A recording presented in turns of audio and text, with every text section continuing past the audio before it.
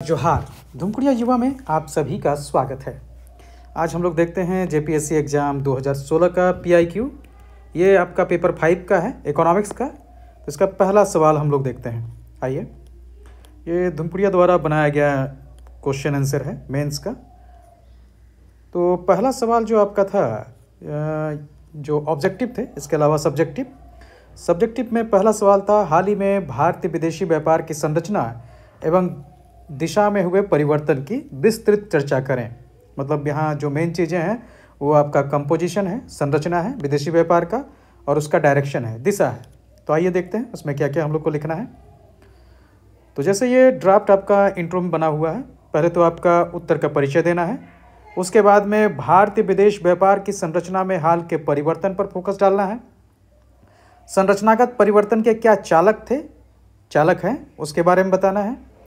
Factors के बारे में, भारतीय विदेश व्यापार की दिशा में हाल के परिवर्तन, उसके अलावा उसके चालक क्या हैं, किन कारणों से परिवर्तन हो रहा है, चुनौतियां और चिंताएं, अवसर और भविष्य का दृष्टिकोण और निष्कर्ष, ये आपको लिखना है। ये करंट डाटा के साथ तैयार किया हुआ है। चलिए आइए देखते हैं हम लोग आखिर किस तरह से उसको लिखा गया है। तो हाल ही में भारतीय विदेशी व्यापार की संरचना एवं दिशा में हुए परिवर्तन की विस्तृत चर्चा करें। तो दो विदेशी व्यापार की संरचना और दिशा, ये दो चीज़ों में फोकस करना है। एक इंट्रो आप लिख सकते हैं, भारतीय विदेश व्यापार की संरचना में हाल के परिवर्तन क्या हुए हैं वो आपको बताना है। इसमें जैसे वस्तु निर्यात हो गए हैं, और निर्यात वस्तुओं में जो वृद्धि हुई है तो उसको अलग अलग दिखा सकते हैं आप। उसके बाद आयात, निर्यात के साथ आप आयात दिखा सकते हैं। सेवा व्यापार, जिसमें भी सेवा, आयात और निर्यात दोनों दिखाना है। व्यापार संतुलन और घाटा। इसके अलावा अब बताना है कि ये जो चेंजेज आए हैं उसके चालक क्या हैं, कौन से फैक्टर के कारण ये बदलाव हुए हैं। तो ये हमारा संरचना हो गया, जिसमें आयात, निर्यात और आपका बताना है बीओटी, बैलेंस ऑन ट्रेड, व्यापार संतुलन। अब उसके बाद में दिशा, तो दिशा के कई तत्व, जैसे हमारे हैं प्रमुख व्यापारिक साझेदार कौन है ये बताना है।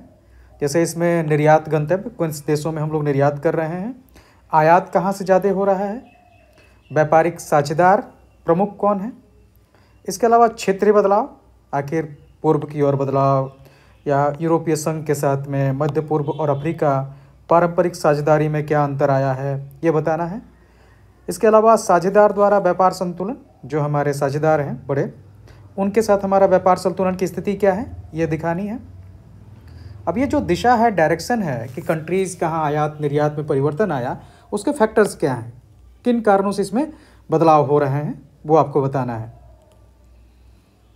अब इसको लेकर जो हमारा विदेश व्यापार है उसको लेकर क्या चुनौतियां और चिंताएं हैं, अवसर और भविष्य का दृष्टिकोण क्या है, और इसके बाद आप कंक्लूजन लिख सकते हैं।